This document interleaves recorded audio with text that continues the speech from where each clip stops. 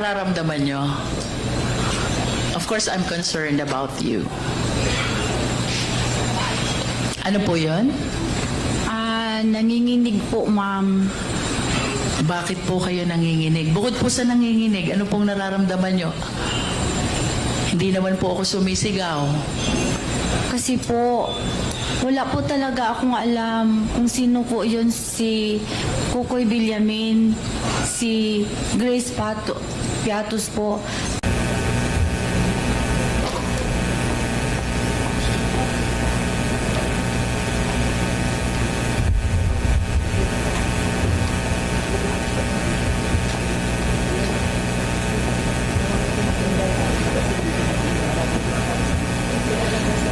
Tanong, Miss Acosta, what gave you the confidence? Ano ang nagbigay sa inyo ng lakas ng loob na ibigay ang buong 125 million kay Colonel Lachica, considering that he is not the accountable officer? Because it is you who is the accountable officer. May approval po kay Ma'am Inday Sara. And without the approval of the Vice President, will you give that to Colonel Lachica? Hindi po. Do you know Colonel Lachica? Yes po, kasi siya po ang aming ground commander. How ng long BTS. have you known Colonel Lachica? Yung na-employ po ako after 3 months, yung na-employ po ako sa OBP, ma'am. How long have you known? Since 2022? Yes po, ma'am. Do you trust Colonel Lachica? I trust Lachica, I trust Sir Lachica kasi ginatrust po siya ng aking head of office na si In Ma'am other Inday Sara. words, the only reason why you're giving your trust to Colonel Lachica is because of the instruction of the Vice President. Yes, Tama po ma'am. ba? Yes, ma'am. Without the instruction of the Vice President, you will never give the entire amount of 125 million to Colonel Lachica. Yes, ma'am. And do you realize also, Ms. Acosta, that as disbursing officer, there is a rule under PD 1445. Bawal i-transfer ang disbursement sa ibang tao. Pero ang boss ko po kasi ay si Ma'am Please Inday. answer the question, ma'am.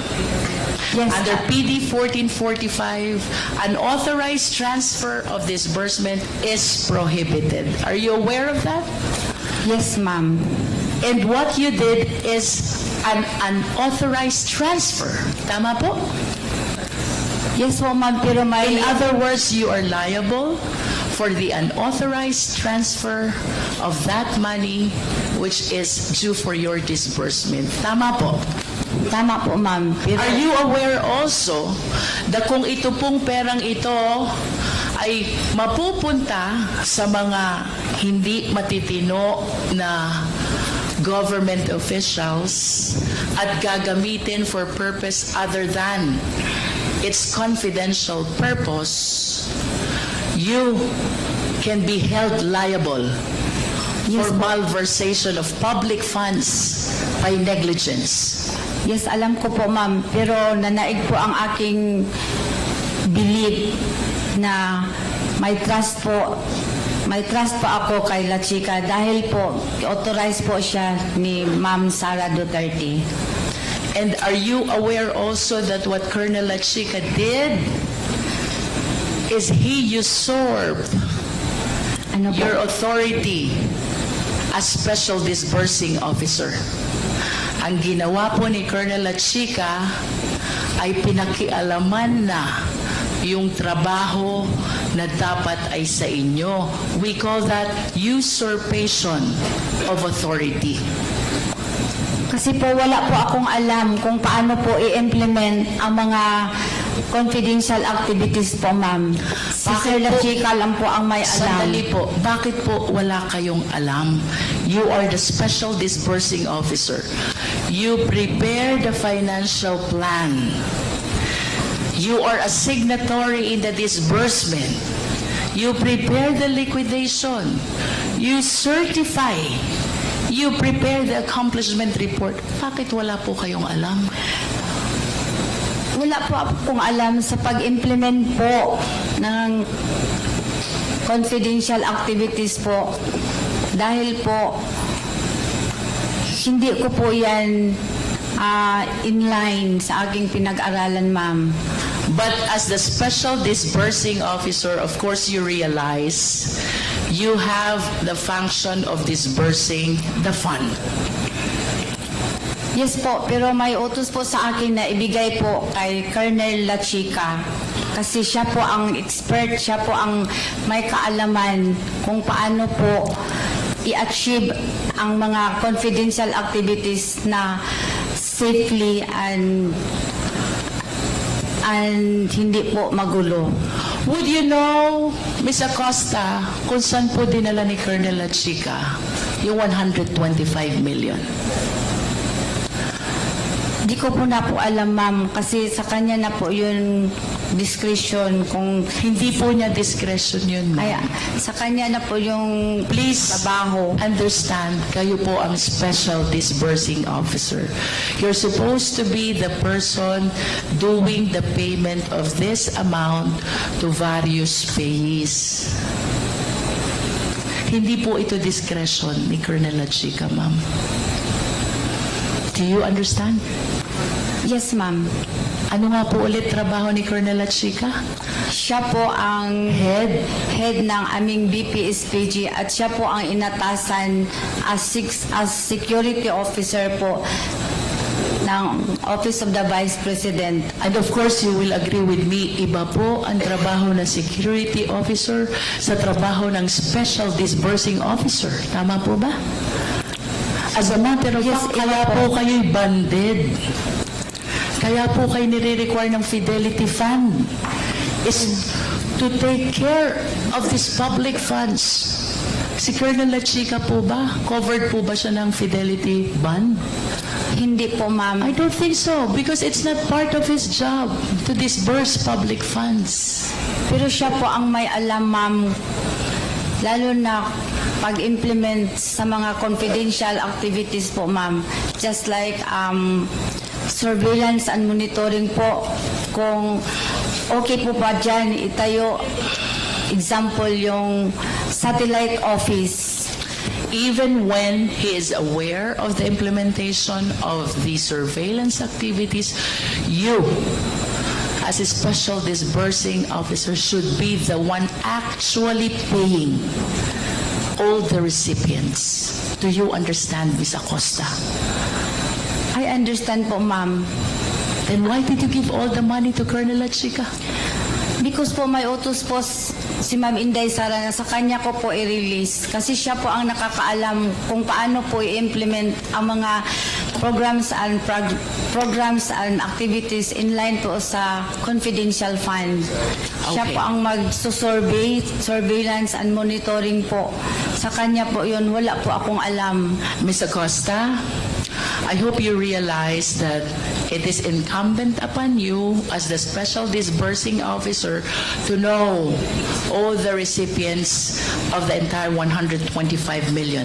And it is totally wrong to say na wala kayong alam.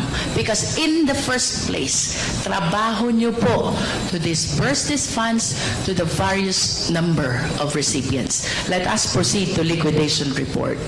Secretariat, kindly flash the liquidation report.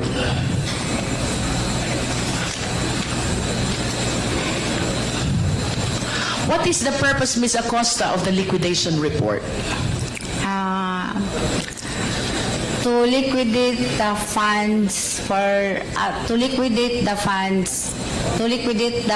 granted on confidential funds po. Ililiquidate po. Ililiquidate, and by liquidate, we need to gather proof that indeed the entire amount was utilized for the intended purpose. Tama po ba? Tama po.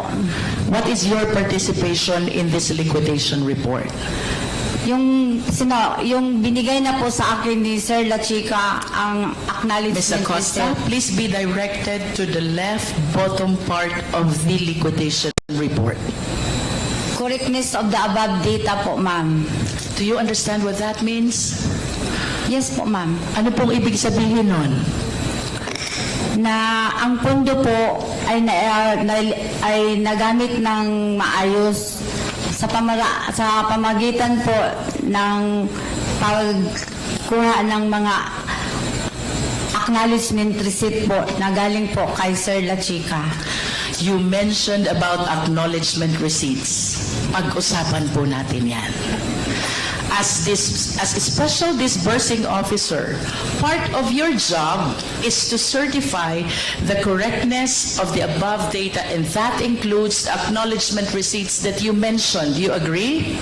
Yes, ma'am. Okay. Based on examination, Ms. Acosta, mayroong 700 na acknowledgement receipts. May signature, pero walang printed name. In other words, we could not hold anyone accountable for the given amounts. What can you say about that? 700 mahigit na acknowledgement receipts. May signature, pero walang printed name, so you cannot tell who the recipient really is. Do you think, given that situation, you certified the correctness of the data? Kasi Yes or no? Yes, ma'am. And you believe that that is correct? Hindi mo alam kung sino ang recipient? Kasi yan po ang binigay sa akin ni Sir La Chica, ma'am. Again, please be directed by the certification at the bottom right of this document. Gina Acosta, certifying to the correctness of the above data, and that data includes the acknowledgement receipts. How did you certify correct the 700 plus acknowledgement receipts which bear unreadable signatures and does not bear the printed name of the recipients?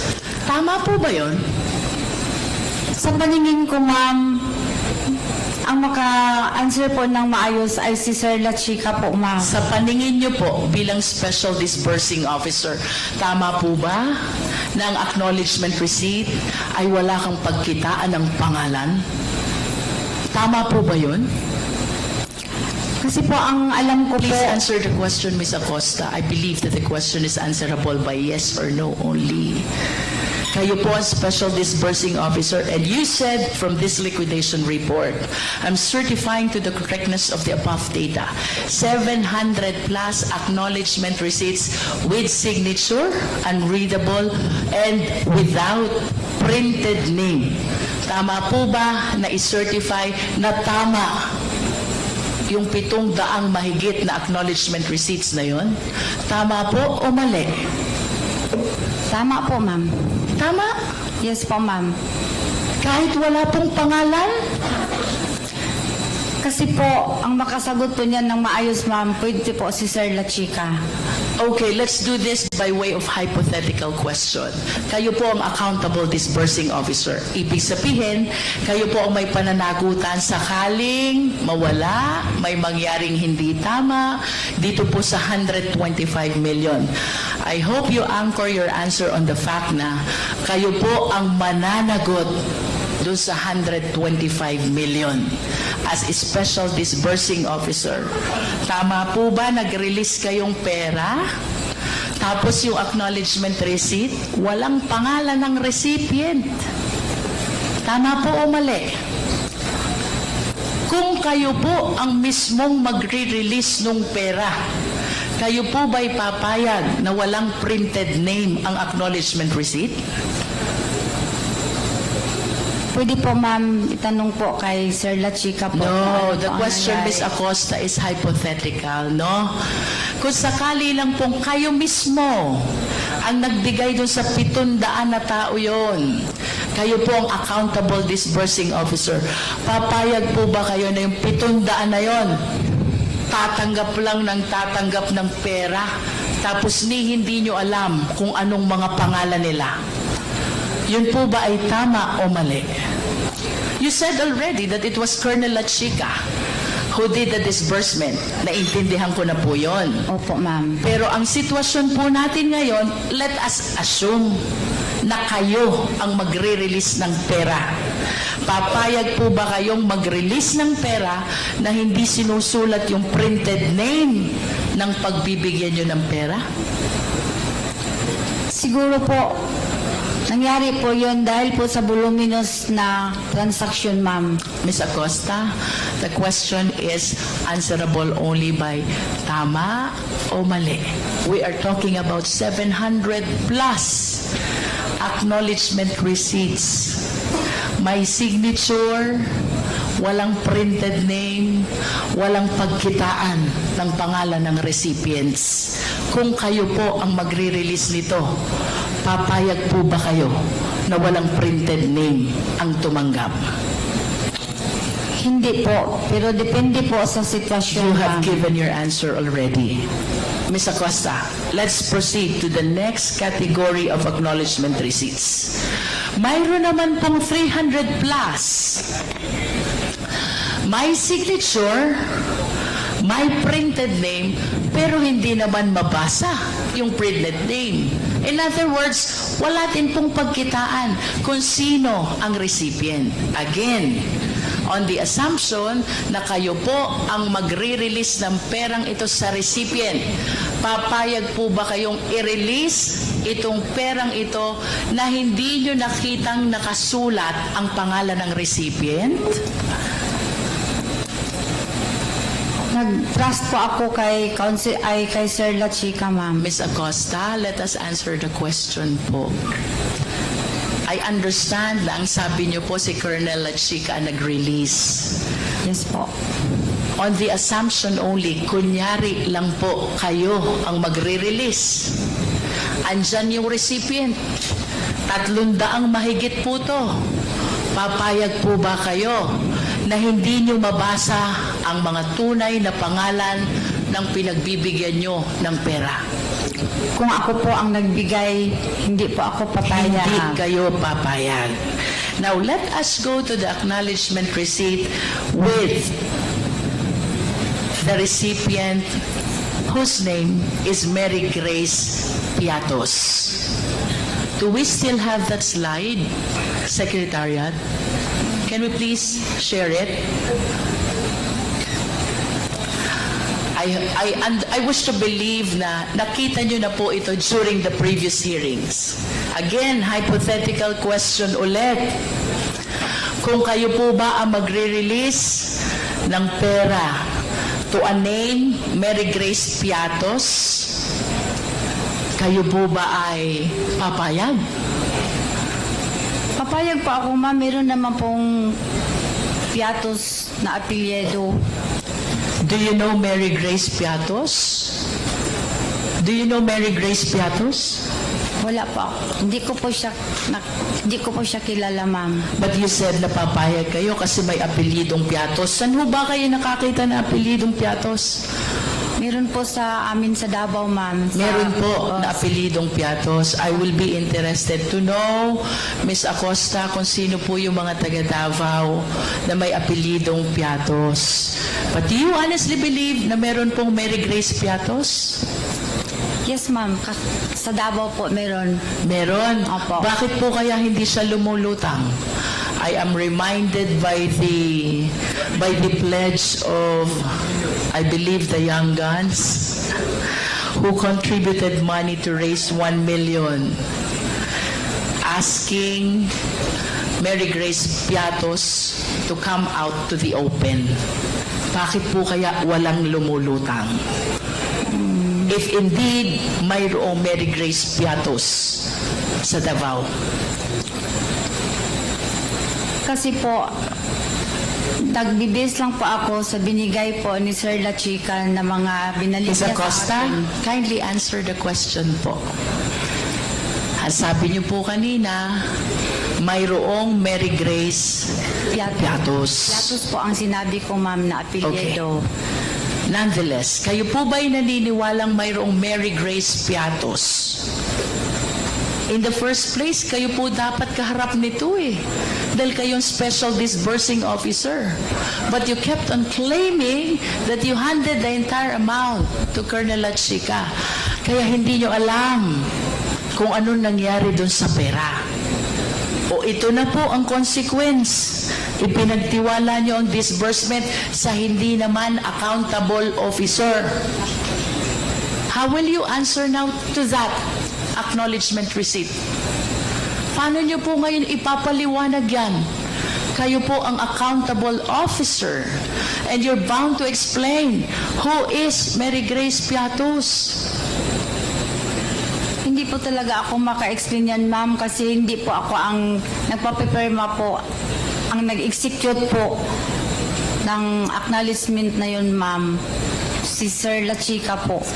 You said ang nag-execute po ng acknowledgement ay si Sir La Chica. Sino pong pumerma dyan? Siya lang po ang makakaalam, ma'am.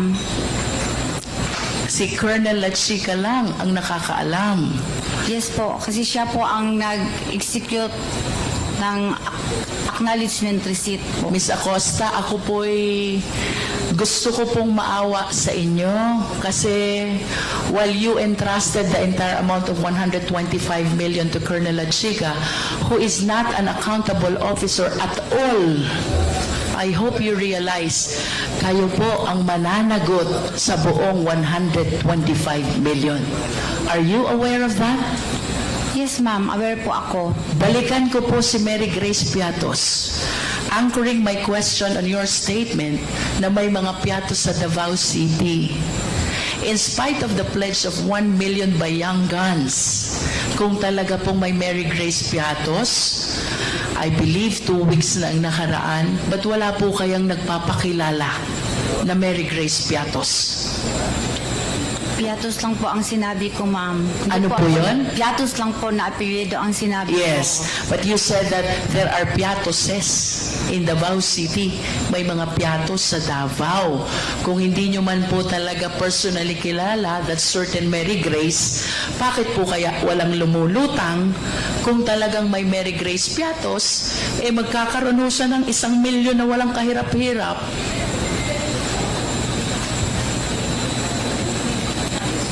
Would you agree with me if I would say the reason kung bakit walang lumulutang ay dahil wala naman talagang Mary Grace Piatos? Tama po ba? Hindi po ako maka-say ng yes or no, ma'am, kasi si Sir La Chica po ang nag-execute po, ang nagpapapirma po ng acknowledgement. Ms. Acosta, I'm not asking you about the personality of Mary Grace Piatos. This is a hypothetical question again. Having stated na may mga piatos sa Davao and considering na nag-pledge ng Young Guns ng 1 million, tatanggapin ni Mary Grace Piatos. The only condition is magpakilala siya. Ako si Mary Grace Piatos.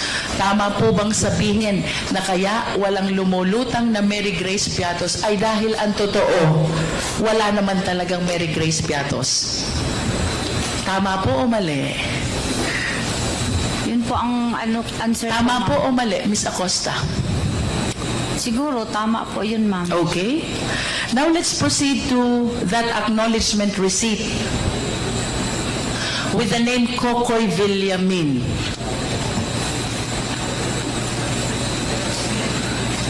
Sino po si Kokoy Villamin? Ganun pa rin, ma'am. Hindi ko po siya kilala. Secretariat, please flash again the AR.